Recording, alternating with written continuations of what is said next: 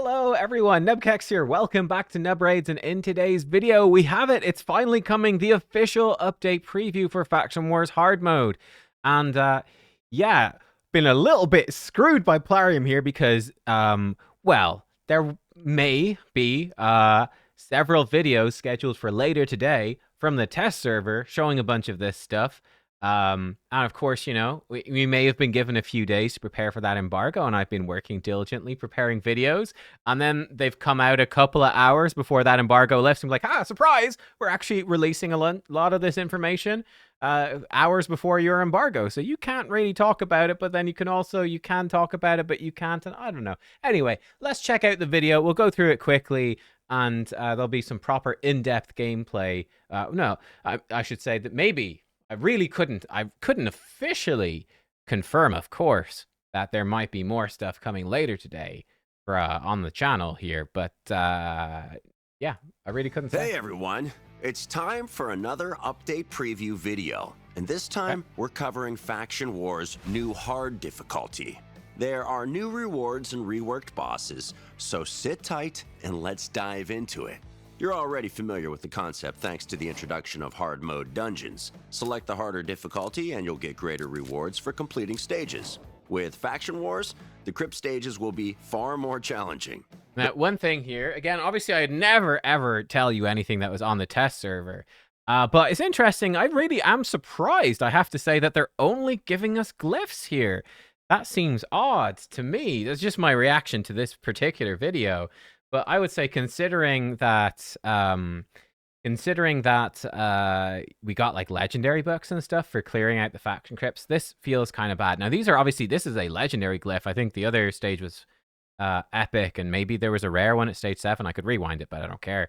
But yeah, these are obviously better glyphs, but still, so it's nice. It's decent, but it's not too crazy. I kind of would hope for, like, you know, some relic fragments for the first time clearing to craft up some more relics, or some mythical skill tomes or something. So the glyphs are okay, but a bit of a disappointment. But yeah, you won't unlock it until you've completed Faction Wars on normal difficulty and recruited Lydia the Death Siren. If more factions are released in the future, though, anybody who's already unlocked hard difficulty will retain access to it. You'll just need to clear the new faction's normal mode before you can access it on hard. Oh. Okay, that's interesting. I mean, it's an interesting question. Will they add more factions? I think they will definitely add at least one more for, you know, filling up the Nyrison Union. I think that's certain. I honestly see no reason why they wouldn't do new factions in the future. Otherwise, you're just going to keep adding champions to the existing factions. Like, why not add new factions? It's fun. It's exciting. I think there definitely will be way more in the future. It's like, if the game goes for years, yeah, it's, you know, there's going to be more of pretty much everything. And you'll be able to enter Faction Wars on hard using the same crypt keys. This is cool. Good thing the crypt keepers haven't changed the locks. The schedule will also... The one thing that's cool about that is 6 keys for the stages, and hypothetically, imagine they're all the same for every stage. So you just always do the highest stage you can for the best rewards. But you get 18 keys per day. Now, you could, with super raids, you could spend 8 keys at a time in stage 21 of normal. So you could spend 16, but then you couldn't do a third run, right? Because you'd only have 2 keys left. So you had to do 2 runs, super raids, on stage 21, and then you have to do 1 run on like stage 9 to use up your keys. This 6 keys does actually divide cleanly into 12 and into 18. So that will simplify your runs. You just need to click repeat a few times, and job done, you're all done. I think that's actually the schedule will also remain the same across both difficulties, so no confusion there. And that's all there is to the basics of Faction Wars on hard difficulty. But there's a bit more than tougher enemies for you to contend with. First up, there's a separate chain of rewards for Faction Wars challenges on hard. It won't be quite as simple as before to get them, though. Clearing a stage with no losses will only net you 2 stars instead of 3 this time around. That 3rd star will have stage-specific requirements attached to it, which you'll be able to check on the team selection screen for that stage, or in the info pop-up on the team selection window before diving into battle. Tap the 3-star conditions drop-down menu, choose the faction you need, and check the challenges for that faction crypt. I'm actually an idiot. I didn't even realize this was here. I never thought to even look. I'm sure I scroll past it and everything. I've actually not seen this before. So there we go. We can see some of this stuff. And yeah, These are all unique per faction. Well, actually, no, I can't say anything until the embargo lifts. Can't say it. Some stages will require you to manipulate enemy skill cooldowns. Some will task you with slaying your foes without letting them heal. Perhaps you'll need to land killing blows when your enemies have no buffs. That can't say The anything. challenges are tough. This sucks, man. This actually drives me insane, I have to say, to have like 2 separate embargoes for the stuff. Like, it just feels like I'm being screwed over so damn hard. And it's like, if I break the embargo, I'm in trouble. I'm the bad guy for this idiotic system. But we've chosen them carefully to suit each faction's roster of champions. Come back later. These challenges will be worth it, though. Clearing all stages with 3 stars in hard mode allows you Okay, as you can see, yeah, six keys per stage, so you just want to do your highest one. Again, a couple of things that are big here.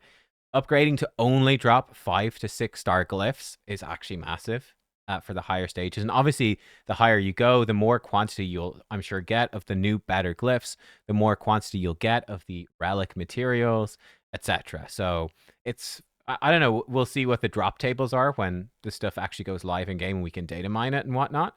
But one assumes that clearing the highest stage possible is a great idea. I mean, it's interesting. I think for glyphs and normal, you got as many for stage 20 as stage 21, but stage 21 gave you more crafting materials for the forge. So I wonder how they're going to balance it out.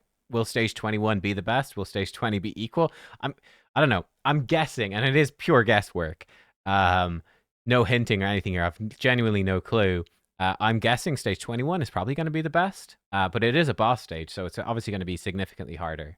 Recruit Polara Fireheart, a brand new mythical from the Sacred Order, as well as a bunch of other goodies. We'll release a dedicated champion spotlight to showcase Polara's skill kit soon. Don't miss it. Oh, and remember the tainted bosses we introduced to the hard mode dungeons? Well, so I'll probably do a showcase of her as well at some point. I'm not rushing to do that in the first couple of days because, I mean, it's going to be quite a while till you can get... I mean, bear this in mind. With Faction Wars, let's say they open 2 crypts a day. If you got 18 keys and it's 6 per stage, you can do a maximum of 3 stages per day. And with 21 stages, it will take you at least 7 goes of a faction. And it, you know, a faction might only show up like, what, once every 2 weeks? So, you know... you're probably looking at a few months to actually clear Faction Wars hard. And that's assuming that you can clear every stage on the day it goes live the first time and that you don't need to repeat any stages or you don't get stuck. I think it's probably going to take a few months actually to get her. So I'm not in a big rush to do a showcase. I'll do a showcase for fun, but...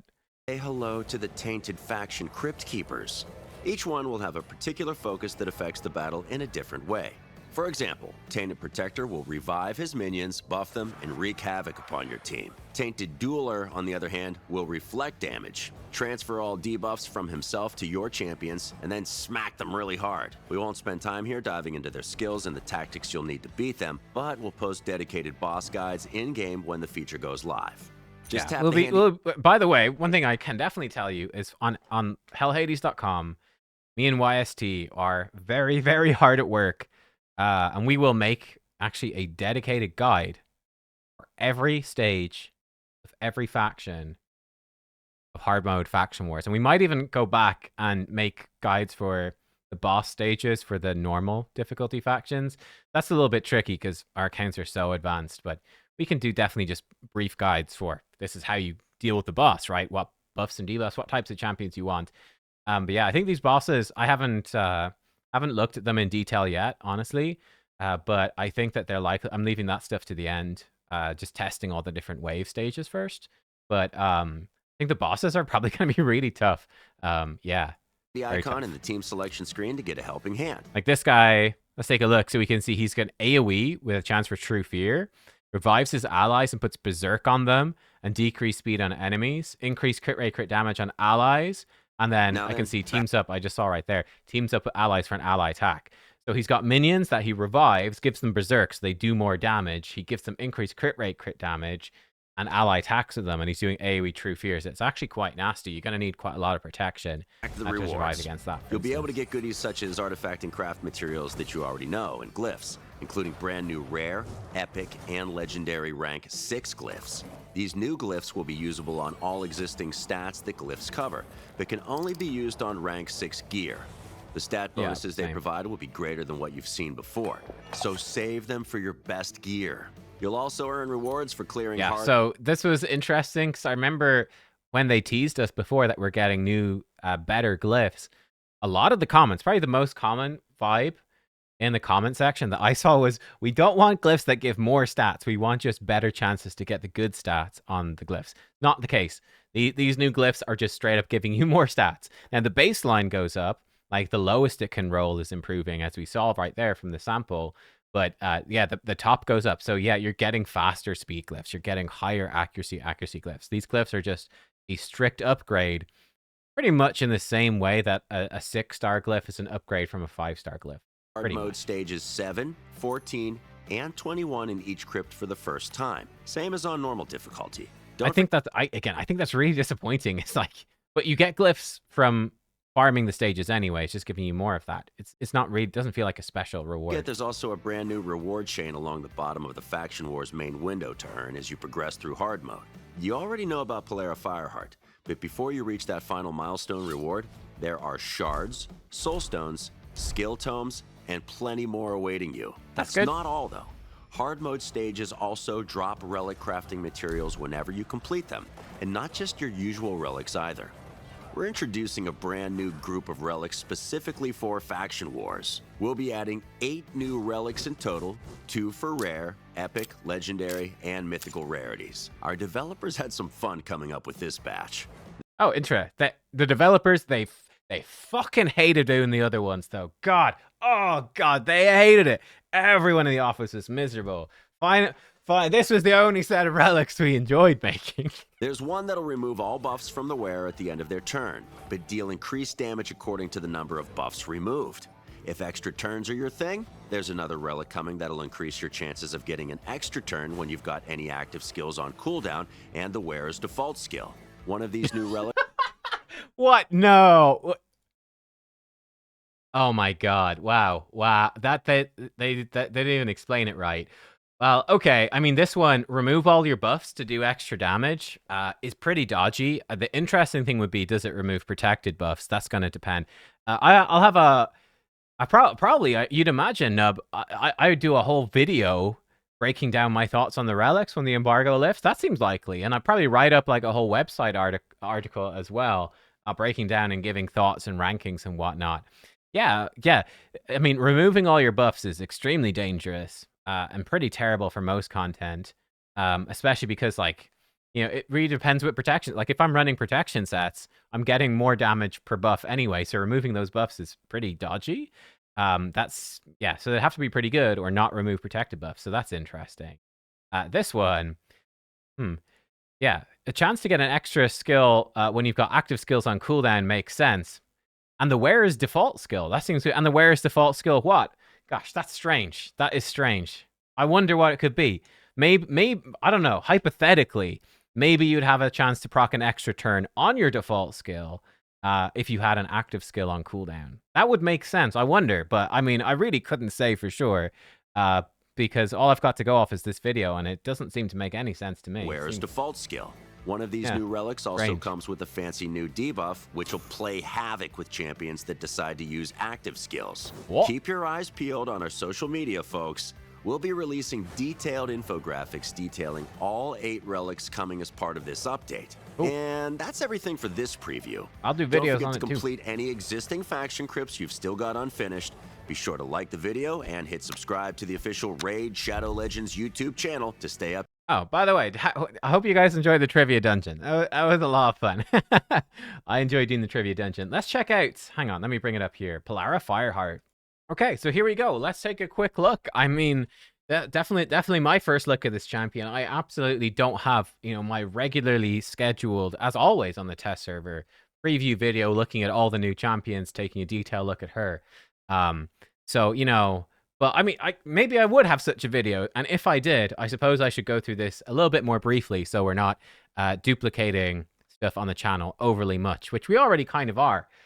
No, well, I can't say that because I'm under embargo. I'm being screwed by embargo. No, I can't say I'm being screwed by embargoes. I can't say anything about it. No, it's fun. good times. Here we go. Polara Fireheart, the base form mythical. Attack base, force affinity, sacred order. I mean, visually, we've seen teasers of this before. She looks sick, and looking at her kit, she looks freaking insane. No, don't move everything. I want to just move my webcam. There we go. That's more like it. Let's take a little look-see here. For A1, Burning Zeal, attack one enemy, extra hit if they're under debuffs, 25% chance of extra turn. That is insane. That's such a good A1. Holy moly. Extra hits usually mean lots of extra damage. And then just a straight up 25% extra turn is insane. 3-turn cooldown when booked, A2, triple hit, ignores 25% defense, 50% if the enemy is under burn or freeze, destroys defense and resists by 3% up to 30%, and places burn on all enemies if the target's killed by this skill. So massive single target nuke. If they're under burn or freeze, so like burns especially for any boss, 50% ignore defense, you can easily reach 100% defense ignore. That's going to do huge damage. Destroying defense, that usually does not stack with cruelty, so like Newt and Harima. But 30%, that's like Newt level, and I think Harima level as well. So that does go beyond cruelty. So that and cruelty will just stack up together. You're not getting, it's not like you can, it's not like the 20% cruelty and 30% from this stack and you get 50%. No, it will go up and up and up. But then when cruelty gets capped at 20%, this one can keep pushing to 30%, and then it does help you. Destroying resistance, I think, is new. There's certainly not many champs that can do it. So that's pretty cool. Interesting for longer boss fights. That's kind of cool. Then Pyro Maxima, her A3, 3-turn cooldown when booked, attacks all enemies, single target damage to each target individually rather than AoE, ignores shield, block damage unkillable, instantly activates burns, and puts block revive on targets that were killed while under burn or freeze. That's insane. I mean, an AoE, massive damage hit, that's ignoring shield block damage unkillable and can block revive. That is incredible, like everywhere. So she's actually going to be insanely good for Ice Golem hard difficulty. Just block revive on the minions. That's incredibly good.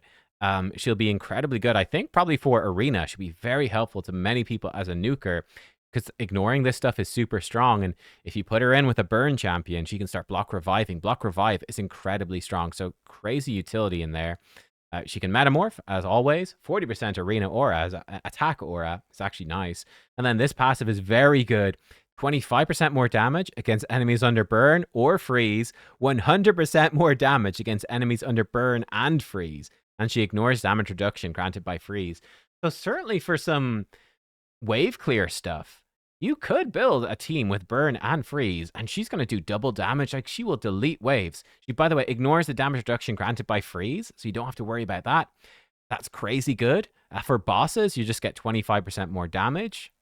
That's probably, hopefully she's not like bad damage, and that is amping her up to be more normal. Hopefully she just does lots of damage. But yeah, I would imagine if you get both burn and freeze, she's going to be absolutely crazy. Good combo, same faction, in fact, as with Lady Noelle. You could run her, Lady Noelle plus Mordecai. I mean, for clearing here's the thing. She's going to be a freaking monster for Faction Wars, but you've already cleared Faction Wars by the time you get her. It's sort of the problem that Lydia is very helpful for Dark Elf Faction Wars, but you have to clear it to get her. Same sort of thing here, but that's very strong. That's just her base form. Her alternate form, then, very cool. She becomes a defense-based mythical. And yeah, let's take a look at what she's doing. Glacial Carve, one enemy, ally protection on a random ally except herself. If they already have it, puts it on somebody else and heals her and any allies under ally protection proportional to her defense. Pretty cool, right? So random ally protections, bit of healing. I wonder how much it actually heals, but actually pretty fun. A1. Her A2 places block debuffs and strengthen on all allies for 2 turns, puts ensnare, a new debuff on all enemies for 2 turns, and it cannot be resisted if they're under burn or freeze. Hang on, am I allowed to say what ensnare is? Because obviously I know. Hang on, let me check my multiple embargoes. Be right back. Okay, no, apparently I am not allowed to tell you what ensnare is. So yeah, I guess there is some value to watching my other video later talking about all champions, so I can reveal what this mysterious debuff is. Exciting stuff. It is cool, of course, that she can place it not needing accuracy for enemies. And I can see here as well, she has an AoE freeze on her A3 that also cannot be resisted. That's very useful because she doesn't need accuracy for Form 1, so you're probably not building this champ with any accuracy. Yeah, so there you go. That's her A2. Who knows what it does? Certainly not me. Ice Blade Tempest, 3-turn cooldown, AoE, before attacking, intercept on all allies, freeze on all enemies, cannot be resisted. Now, one thing that's very useful about this is, for example, we saw with the event dungeon, sometimes, like, controlling those waves in the event dungeon is a big thing, and having the control be irresistible is huge, because otherwise you've got a 97% success chance. There's always a 3% chance to resist, which can sometimes give you a 3% chance to fail if one of the enemies, a nasty enemy getting a turn, will wreck you. That's really nice. Obviously, for Arena, that's incredibly good. She's also now the first champion with intercept for your whole team, which is incredibly good to protect you from, like, the true fears in Hydra, to protect you from even the Chimera can do some, like, provokes and stuff. So it's actually really nice. And for Arena, obviously, intercept on everyone, the value is obviously clear. So incredibly good kit. Her passive then, allies under freeze receive 90% less damage. I presume this just increases the regular damage reduction of freeze to be super damage reduction. So it actually kind of counters enemy champions that try to freeze you a lot. It just makes you take almost no damage. And then once per round, revives each ally, including this champion, with 100% HP and places freeze on the revived ally. That, I think, is also sick and super cool. So she's got this passively happening, revive, you come back frozen, so you'll miss your turn, but you're going to be super tanky while it's happening. You won't be able to do much, but that's super cool. I think you put these two things together, I think she honestly looks really sick. So, like, sort of a control champ / protector in Form 2. I mean, she does have an AoE attack. Presuming you build her for damage in Form 1, she'll probably still do pretty good damage in Form 2. So Form 2, probably still doing decent damage, bringing really nice buffs, this mysterious ensnare debuff. AoE freeze on a 3-turn, intercept before attacking, so she won't get polymorphed either. Cool revive. It's a very, very nice, fairly arena-focused Form 2, but also be amazing for Faction Wars Hard. Will be amazing for event dungeons, any tough wave content where freezes and intercepts can be super useful, and maybe ensnare. Really cool. And yeah, then the Form 1 is just big damage, real big damage. One thing about her, she's not very reliable at providing her own burn, and her own freeze is only, freeze only lasts for 1 turn. Unless she's ridiculously fast, you're not really providing her own freeze for Form 1. So you'll need, like, other freeze and burn champs to go with her. But I think she looks super good, and by the time you get her, you should have multiple freeze and burn champs. So yeah, she seems like a great reward for the end of Faction Wars, and very, very powerful. There you go. That is everything that I clearly know about Faction Wars. So obviously, I have no other information. Could not mention it. There won't be anything else coming out later on the channel. So I hope you've enjoyed. That's it for now. And who knows, maybe I'll see you for another video really soon. Yeah. Goodbye.